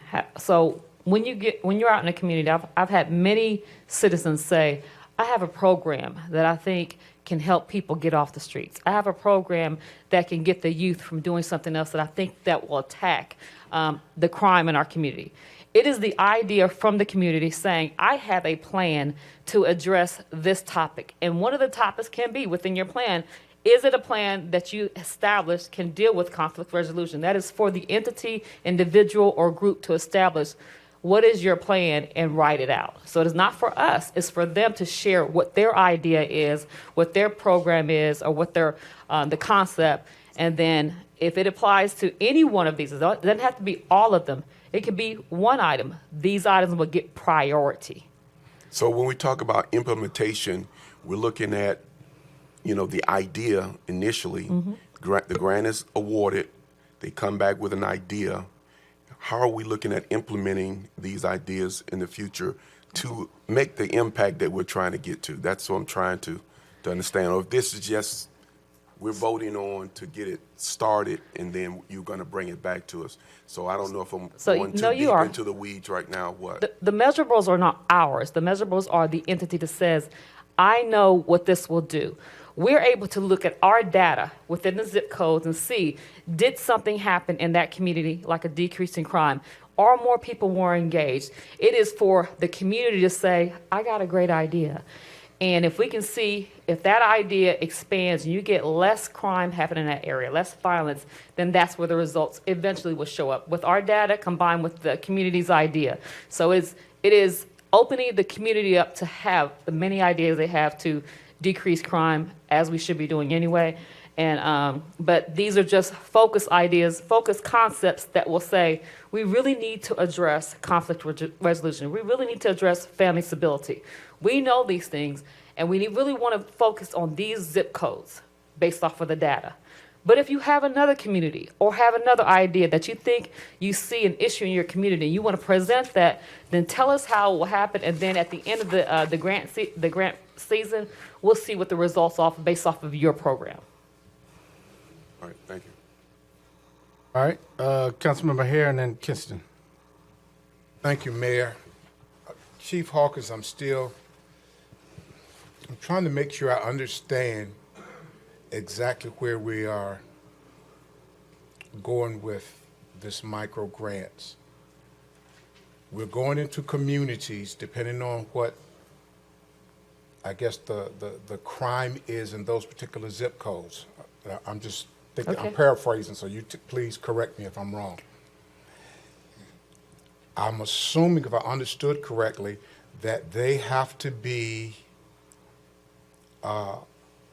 already have in place a community watch. No.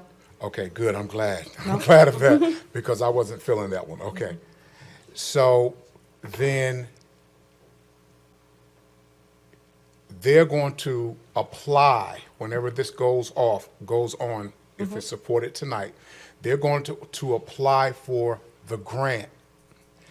And so they are supposed to be putting together with the grant funding what it is their concept is to cut down or to relieve. Address any of these topics. Okay.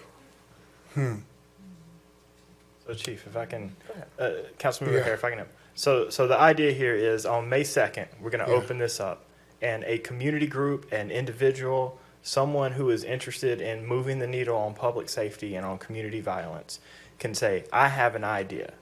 Well, we've got a little packet that we're putting out that says, hey, you need to go through and make a budget on what money you need and how you'd like to spend it, and then come up with some measurables on how you're going to impact that program. Very, very low barrier. They do that. They submit it to our grants committee, whomever council determines should be on that committee. That committee approves it. They get their money and go out and do great things. And at the end of that 4-month process, they report on their successes. So if I have a concept that I think we can do to help prevent crime in my neighborhood, whatever the area of crime it is, I apply for this application. If I'm approved through what I put on my application, and I guess you all or you have a team that's going to review those applications to see who, and then I receive the funding, and then once I receive the funding on what I put on paper, then I'm trying to figure what's the next step for that to be implemented within the community.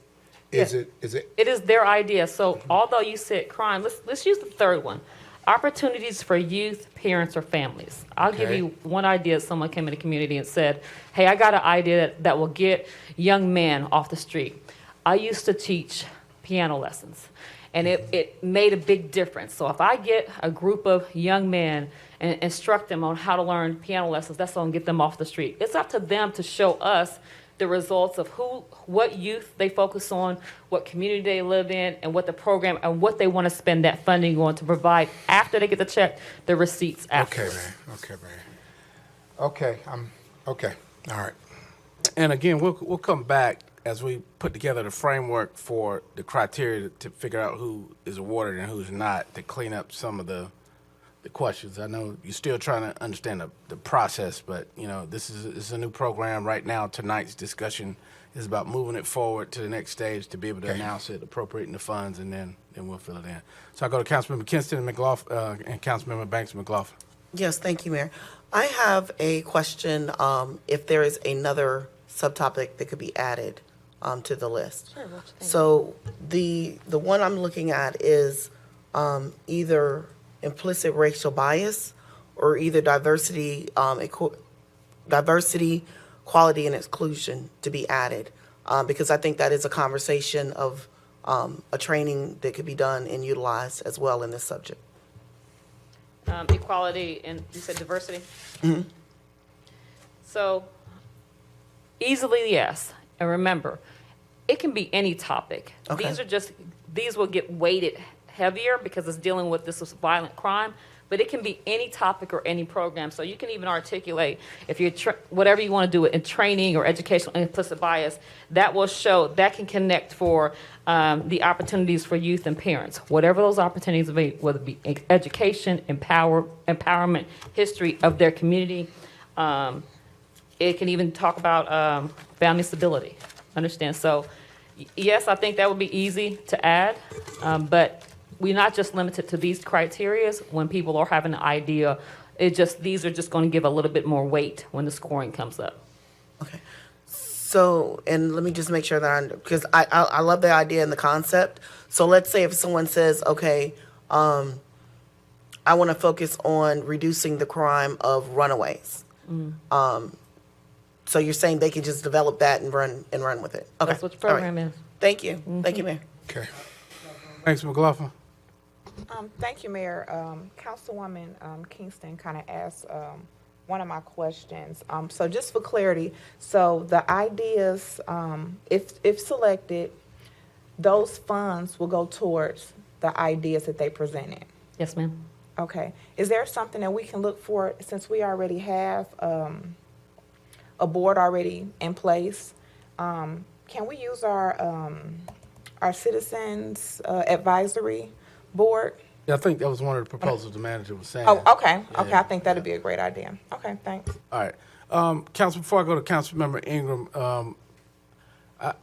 the only problem I have is to be able to show results if, with these small amounts for a short period of time.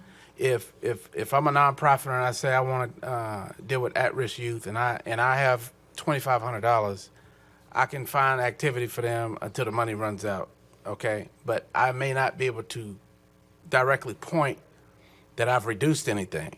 That's the problem, is even though I may have.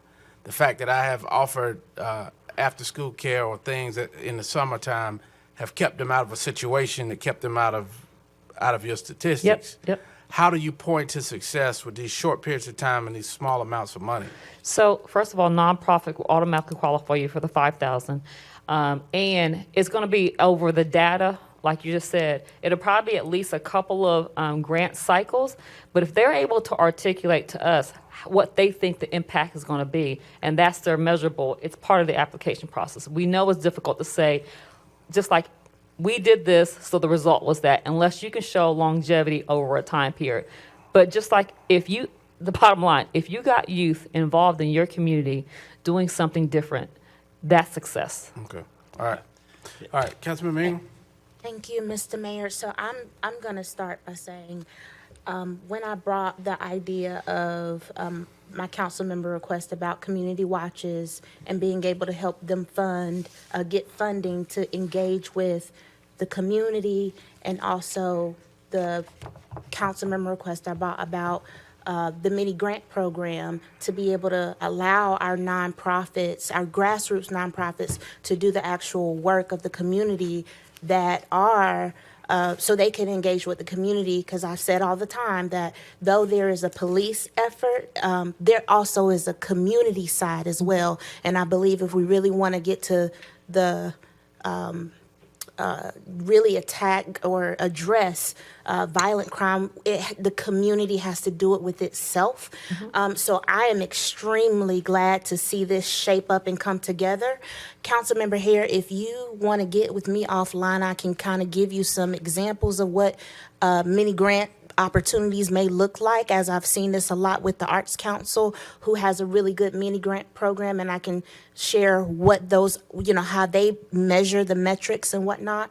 But I did have a question, so I just want to say thank you for the work that you've done on this, and I cannot wait to see what our grassroots organizations come up with, because the ideas that we hear all the time, they just need the money to be able to do it. And I want to add on, in a recent community meeting, there was somebody, and it resonated with everybody in that room. They said, I need help helping people. And I think this is exactly what this does. So I did have a question, because I know this is a community policing effort or a crime prevention effort. It says city staff is developing a partnership with Fayetteville Technical Community College to increase the capacity of local community groups. And can you expound on that for me a little bit before I ask my follow-up question to that direct verbiage?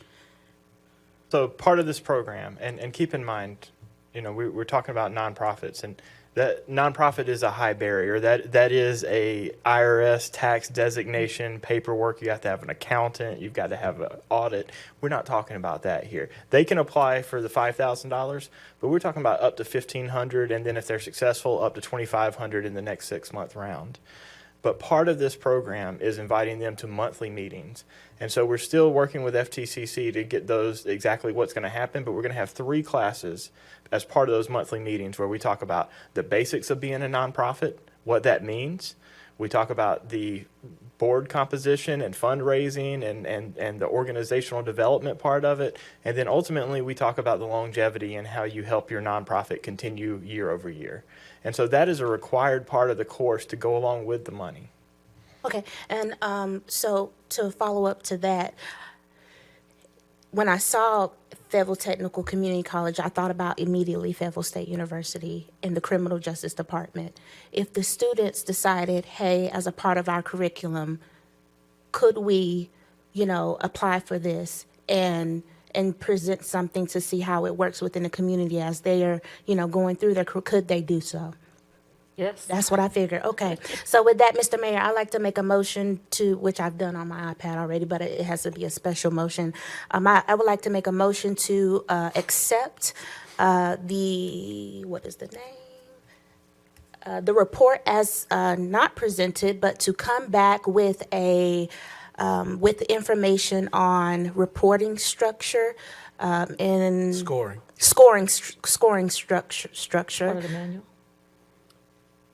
Yeah, so the scoring analysis that we just got feedback from tonight will be part of the grant manual and the scoring rubric that staff does. Okay. What we can bring back, if I understand the manager right, is we'll come to your next work session and bring back a couple of options for which citizen advisory board that council supports will make the final grant awards. Okay. So, Mr. Mayor, do you think we are all comfortable with it going to our Citizen Police Advisory Board and going ahead and? Well, it sounds to me like, the redevelopment community may have a role, so it could be a hybrid. That's what we were asking Mr. Manager to come back with a couple of options for us. All right. So I'd like to make a motion that to receive the report as presented and wait to receive the other information at a next council meeting. All right. This Thank motion you. by Councilmember Ingram is stated, seconded by Councilmember Wright. Any discussion on the motion? Councilmember Banks McLaughlin, discussion? Yes, thank you. Also, when you guys come back, or could you add that in your motion, or maybe not the motion, to have it so that we can possibly utilize our recreation centers, because a lot of organizations don't have a facility to be able to assist people in their community. So I think that'd be a great idea if we can use our recreation centers. Well, as far as locations? Okay, all right. So, all right, council seeing no further discussion, I'll look to you for your votes on the Ingram Wright motion.